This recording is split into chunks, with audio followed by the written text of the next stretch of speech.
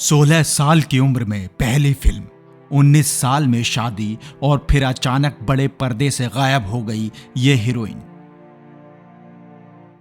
16 साल की बाली उम्र में इन्होंने पहली फिल्म बनाई और पर्दे पर न्यूड सीन देकर तहलका मचा दिया।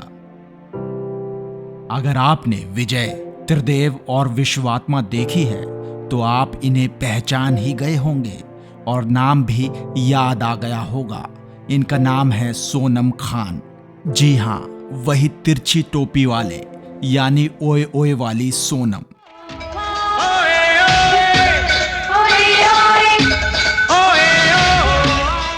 मगर क्या आपको मालूम है कि ये इनका असली नाम नहीं था। ये नाम तो इंडस्ट्री में ही एक बड़े दिग्गज ने दिया था। बचपन में माँ बाप से जो नाम मिला वो था बख्तावर खान।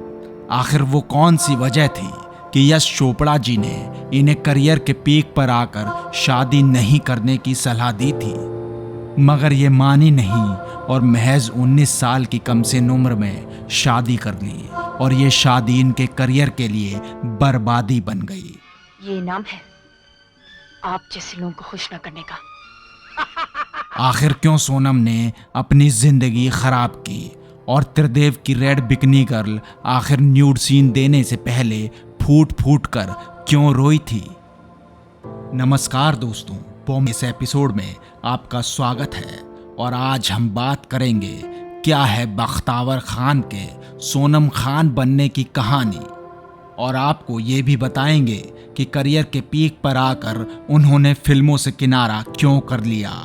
क्या सोनम खान को अंडरवर्ल्ड से धमकी दी जा रही थी? इन सब बातों का आज हम अपने इस एपिसोड में खुलासा करेंगे। बख्तावर का जन्म मुंबई में साल 1972 में हुआ था। उनके वालिद का नाम मुशीर खान और अम्मी का नाम तलत खान है। मुशीर खान की जान पहचान बॉलीवुड की कई हस्तियों से थी और कुछ लोग तो इनके पक्के दोस्त थे। दरअसल मुशीर के अब्बा हुजूर भी बॉलीवुड एक्टर थे। कैरेक्टर आर्टिस्ट के तौर पर उन्होंने अपनी पहचान बनाई थी। नाम था हामिद अली मुराद, जिन्हें इंडस्ट्री में मुराद के नाम से जाना जाता था। मुराद ने आज़ादी के पहले से फिल्मों में काम करना शुरू कर दिया था और लगभग 4 दशकों तक 200 से ज्यादा फिल्मों में काम किया था। इसलिए इंडस्ट्री में लोग उन्हें खूब पसंद करते थे। मशहूर एक्टर रजा मुराद इन्हीं के बेटे हैं, यानी सोनम खान के वो चाचा हैं। बॉलीवुड एक्ट्रेस जीनत अमान हामिद की भतीजी हैं। इसलिए सोनम के घर पर फिल्म जगत से जुड़े लोगों का आना जाना लगा रहता था। सोनम के वालिद के एक दोस्त हुआ करते थे। एक बार वो घर आए तो बख्तावर को देखकर कहा कि इसे तो फिल्मों में होना चाहिए। फिरोज खान एक फिल्म बना रहे हैं और हीरोइन की तलाश में हैं। कहो तो बख्तावर के लिए बात करूं। घर का माहौल ही फिल्मी बैकग्राउंड वाले लोगों का था, सो वालिद ने हामी भर दी। और बस फिर क्या था, 16 साल की इस लड़की बख्तावर का एक ऑडिशन टेप बनाकर फिरोज खान को दिखाया गया और ये इनको बेहद ही पसंद आया। उन्होंने फौरन ही बख्तावर को अपनी फिल्म के लिए कास्ट कर लिया। मगर वो बात अलग है कि ये फिल्म किसी वजह से रिलीज नहीं हो सकी। मगर बशीर खान के उस दोस्त ने ये ऑडिशन टेप यश चोपड़ा के पास पहुंचा दी, जो उन दिनों मल्टी स्टारर फिल्म बना रहे थे, जिसमें हेमा मालिनी और मीनाक्षी शेषाद्री के साथ काम करने के लिए हीरोइन की जरूरत थी। टेप देखने के बाद यश चोपड़ा की तलाश बख्तावर पर आकर खत्म हुई और उन्हें लीड रोल में कास्ट कर लिया गया। ये फिल्म साल 1988 में रिलीज हुई, जिसका नाम था विजय। इस फिल्म के रिलीज के वक्त बख्तावर महज 16 साल की थी। बख्तावर ने पहली ही फिल्म में जबरदस्त इंटीमेट सीन देकर तहलका मचा दिया था। ऋषि कपूर के साथ रेड बिकनी पहनकर उन्होंने पारा गर्म कर दिया था। बख्तावर के पहले ही काम को बहुत पसंद किया गया और उन्हें बिकनी गर्ल के नाम से भी पुकारा जाने लगा। यश चोपड़ा ने भी उन्हें एक नाम दे दिया जिस नाम से वो पहचाने जाने लगी, और वो नाम है सोनम खान। सोनम खान की पहली फिल्म सुपरहिट रही तो वो रातों रात स्टार बन गई। फिल्मी मैगजीन से लेकर अखबारों के रंगीन पेज और पोस्टर्स पर वो लोगों की पहली पसंद बन गईं। सोनम को अपनी फिल्म में कास्ट करने के लिए उनके घर पर प्रोड्यूसर्स और डायरेक्टर्स के चक्कर लगने शुरू हो गए। इसके बाद उन्होंने कई फिल्में साइन कर डाली। नाइंसाफी, आखिरी गुलाम, आखिरी अदालत, आखिरी बाजी, हम भी इंसान हैं जैसी फिल्में उन्होंने महज 1 साल में कर डाली। सोनम ने उन दिनों बॉलीवुड के लगभग सभी बड़े स्टार्स के साथ काम किया, जिनमें अमिताभ बच्चन, ऋषि कपूर, गोविंदा, चंकी पांडे, जैकी श्रॉफ और चिरंजीवी जैसे बड़े नाम शामिल हैं। 1989 में तो मल्टी स्टारर फिल्म त्रिदेव में नसीरुद्दीन शाह, सनी देओल, जैकी श्रॉफ, अनुपम खेर, अमरीश पुरी, रजा मुराद, माधुरी दीक्षित और संगीता बिजलानी के साथ काम किया। इस फिल्म में उनके अपोजिट एक्टर नसीरुद्दीन शाह थे, जिनसे वो उम्र में काफी छोटी थी। इस फिल्म में वो एक बार फिर एक बोल्ड और ग्लैमरस अवतार में नजर आईं, जिसने फिर से सनसनी मचा दी। नसीरुद्दीन शाह और सोनम खान पर फिल्माया गया गाना तिरछी टोपी वाले ने कई रिकॉर्ड तोड़े।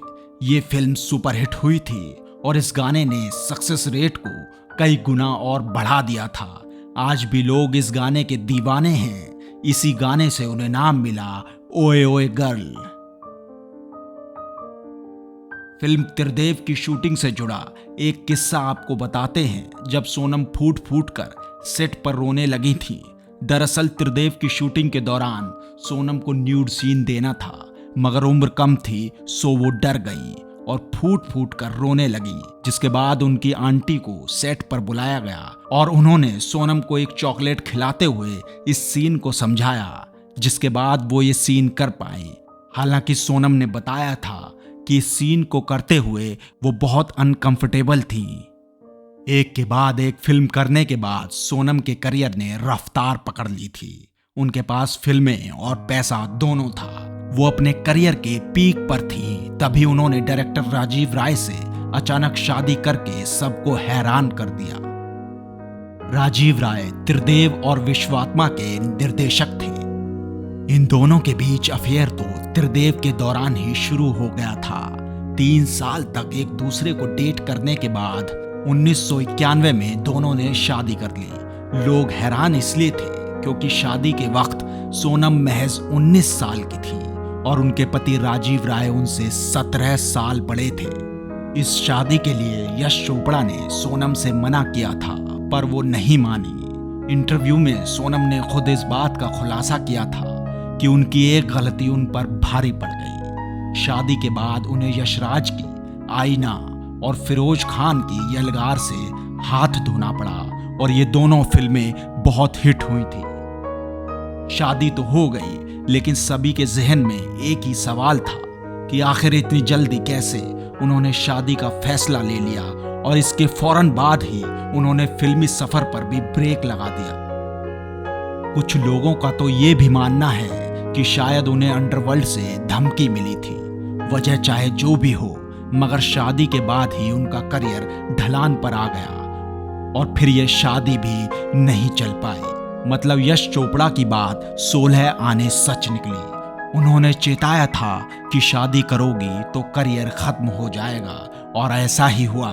करियर के साथ साथ पर्सनल लाइफ भी डिस्टर्ब हो गई। शादी के बाद सोनम राजीव के साथ विदेश शिफ्ट हो गई, लेकिन यहाँ आकर दोनों के बीच दूरियां बढ़ने लगीं। सोनम देश लौटने की जिद करती, काम की जिद करती, लेकिन राजीव उन्हें मना कर देते थे। शादी के सालों बाद सोनम को यह एहसास हुआ कि उन्होंने राजीव से शादी करके बहुत बड़ी गलती कर दी है, लेकिन दोनों ने तय किया कि जब तक उनका बेटा बालिग नहीं हो जाता वो दोनों अलग नहीं होंगे। सोनम और राजीव सालों एक ही छत के नीचे रहे, लेकिन अनजानों की तरह। 2016 में फाइनली दोनों का तलाक हो गया और 1 साल बाद 2017 में सोनम ने दूसरी शादी कर ली। उनके दूसरे पति का नाम मुरली पोडवल है, जो तलाकशुदा थे और पेशे से डॉक्टर हैं। सोनम अब अपने दूसरे पति के साथ खुश हैं। सोनम ने ओटीटी पर डेब्यू करने की कोशिश की थी, मगर कोविड की वजह से ये कभी कामयाब नहीं हो पाई। बॉम्बे की बात की टीम सोनम के अच्छे स्वास्थ्य की कामना करती है।